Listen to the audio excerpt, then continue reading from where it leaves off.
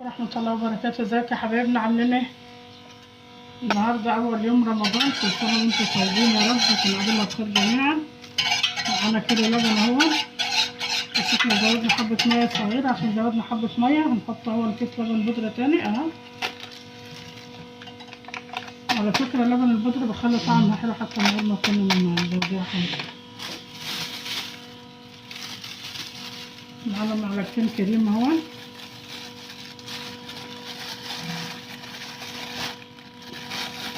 كريمة من هي البودرة دي.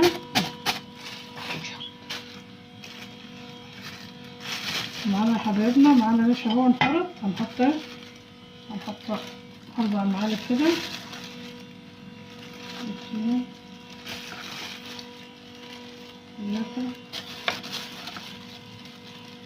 ده 4 من هنا على الاخر. وزي ما اتكلمنا مع بعض قبل كده، طالت ما هي على النار هتزوديها، يعني لو ناقصه نشا هتزودها نشا، لو طلعت ثقيله ممكن تزودها لبن. طالت ما هي على النار هتحط سكر. طبعا انا بحط كده من غير لازم ان السكر يا حبايبنا يكون سكر ابيض، مش سكر من الغمض بتاعتها، من سكر ابيض عشان اخلي المهلبيه دي. كل سنه وانتم طيبين. الناس بتعمل ايه اللي احنا عن جد، يعني كلهم تعمل كده احسن. عامله كده لبن جاهز معاكم اول حاجه تجيب بها المهلبيه. بس احنا العصر جرب يعدل اهو، خلط الساعه زي ما قلت لي 3 وربع لوقتي. نعمل المهلبيه الاول عشان خاطر ايه تبرد كده تتسجع، وبعدين هنعمل معاكم وصفه خفيفه النهارده. انا كنت ناويه لها اعمل محشي، بس ايدي بقالها كام يوم وهي مفكوكه من هنا كده بتوجعني جوه، فما قدرتش ان انا اعمل محشي النهارده. بس خلص حاجه خفيفه يعني.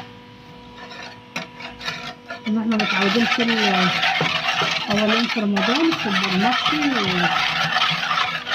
والبط والفراخ والعيش طبعا موجود يعني. دي بتحب السكر كمان، والسكر تبع الرغبه يا حبايبنا، هم هنا بيحبوها مسكره.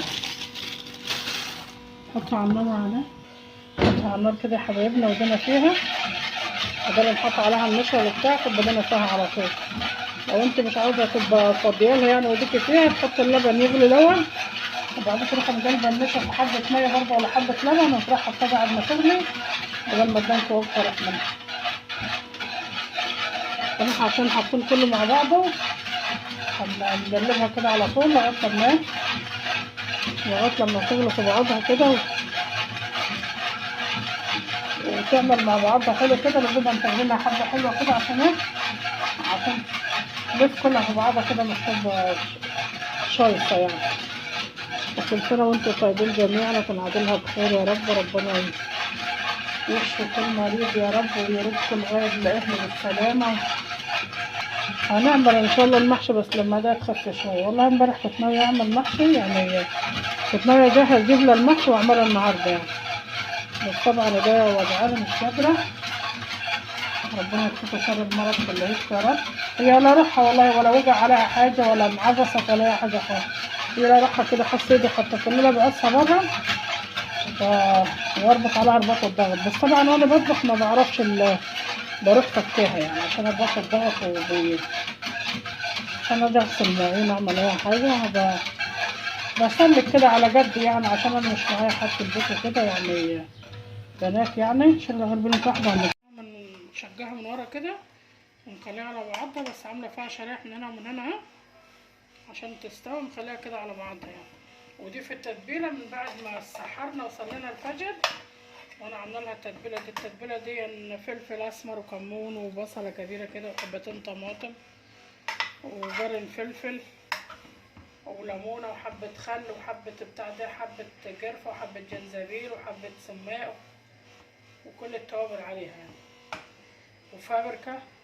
كله ضربته في بعض، ومعلقتين زبادي، وضربته كله في بعض وحطيتها عليها من بالليل. هي ماسكه بعضها، افتحها ماسكه بعضها.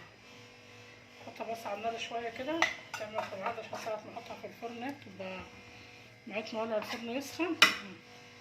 هنعملها كده معاكم على الناشف كده، وهنعمل سناده حلوه كده بطريقه حلوه. نعمل معاكم النهارده فطير خفيف يعني، عشان انا مش قادره اعمل من ايدي اصلا، ايدي بتوجعني. وعلى بقول حطوا لايك. خلصنا المعلمية يا حبايبنا، بس على كان بصلي في الجامع العصر، صلوا في الكعبة جميعا يا رب. حطيت عليها زبيب اهون، ودول مخليهم عشان انا عاوز فراولة، اعمل 4 اطباق بالفراولة. حطيت جنس الهند بس ما حطيتش الزبيب، بس انا بس لما يبردوا حلو، عشان هي بردت اتمسكت بس لسه ما بردتش حلو. اروح جاي حاطه رص عليها الفراولة من فوق. عامله 4 اطباق، احنا أربعة في البيت، وعامله 4 اطباق عشان انا عاوزها بالفراولة. وبعمل ايه؟ هعمل كل واحد طبق. يا حبايبنا هنقلبها على الناحية التانية عشان تشرب من الصوص بتاعها. دي كل التتبيلة اللي انا حطاها عليها، انا ما حطيتش مية خالص اصلا يعني. بسم الله الرحمن الرحيم. برك الملح لا روحها.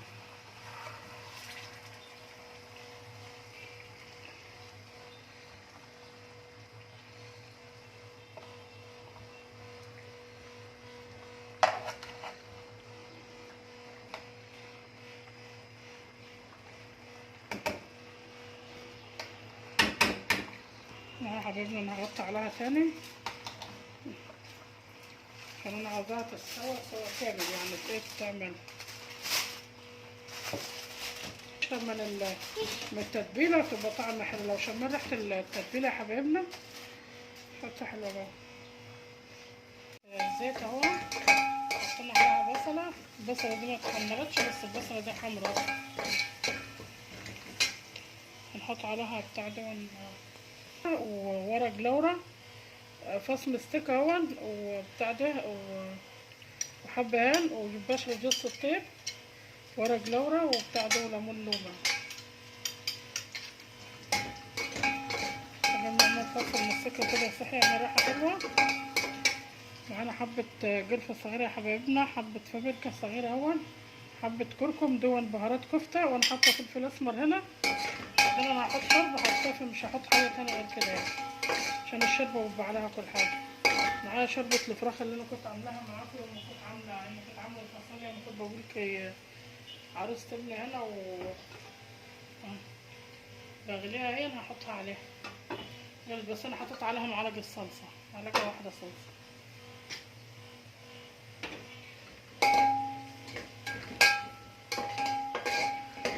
مش هنحمر منها البصل كده، لو بحبها طعم.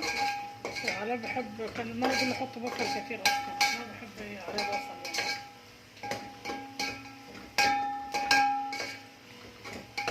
احنا بنتبلها يا حبايبنا مع التوابل، مش انا بتاع هو انا اللي بتاع ده بهارات الكبسة دي وبقى عليها كل حاجة. وانا حطيت فلفل اسمر، حطيت فلفل سمنة، والشوربة عليها كل حاجة. الرز حطوه غسلاه ومصفيه اهون.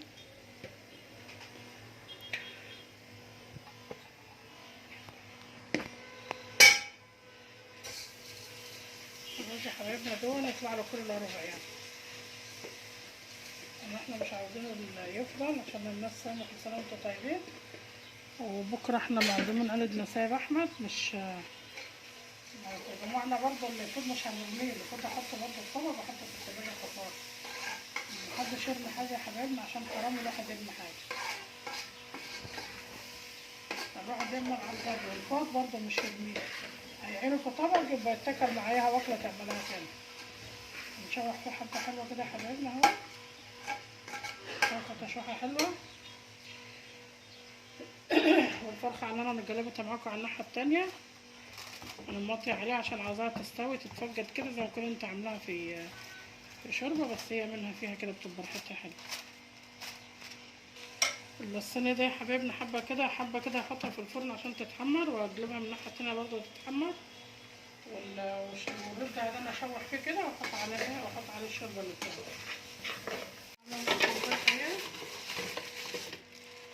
بس عليها مش عاوزة، انا عاوزة احط عليها موز. معانا الموزة هحطه عليها، انا 3 صوابع موزة وانا احطه على الفراولة، بس عليها مش عاوز فراولة بتاعت موز. هصبله كوباية الاول قبل ما نحط الموز. يا حبايبنا سكر تبع الرغبة، تبع ما انتوا حابين تعملوه مكتف، تعملوه تبع السكر تبع الرغبة بتاعتكم. في ناس بتحب الحاجة مسكرة وفي ناس بتحبها بالله. أنا عن نفسي والله هعمل لي حبة كده من غير سكر خالص أصلا.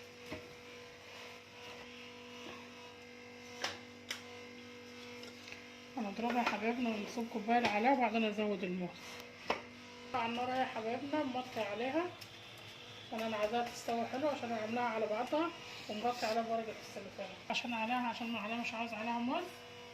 هنحط بقيتين وهنحط الموز.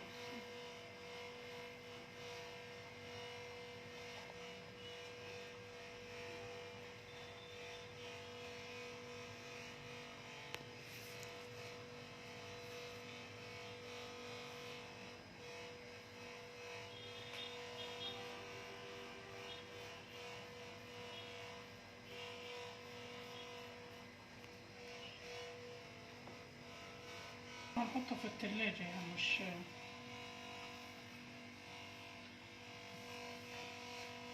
زي ما جهزنا المهلبية كده عشان نحطها في السجة. هنحط دي برضه هنجهزه كده ونحطه في التلاجة. موز أنا لو عندي ليمون هحط نص ليمون، هحط نص معلقة خل. طبعا أجيب ليمون هنا عشان الليمون خلص من عندي. نص مع خل طب انتوا لو عايزين تحطوا بدل المية اللي أنا حطيتها تحطوا لبن براحتكم انتوا يعني ان شاء الله. حتى لو عايزين تحطوا باكو باللبن البودرة برضه بيبقى حلو يا حبايبنا. بالطريقة دي انا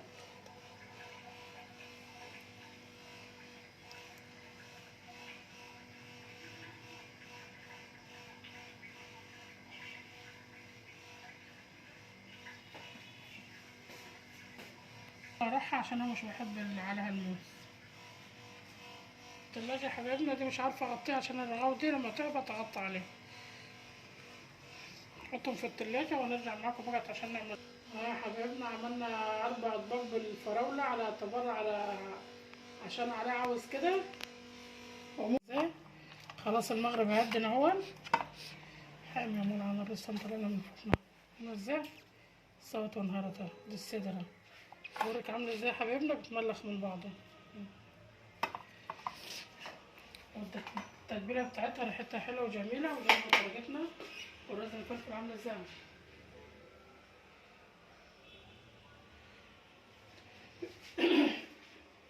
كل سنه وانتم طيبين يا حبايبنا. ودي لسه اول يوم رمضان النهارده. كل سنه وانتم طيبين تنعاد الله بخير جميعا. بس الفيديو دي والله ما عارفه هننزله وقت لان انا عندي 2. عندي واحد كان يوم كان عروسة ابني هنا جمال عيد الام هي وجمعتها ولسه مش نزلته. والسحور بتاع امبارح وعمايل الفول والفراوله امبارح مش عارفين بقى ده هننزله وقتين. كل سنه وانتم طيبين جميعا. وتفضلوا الافطار معانا كلكم يا مرحب بيكم.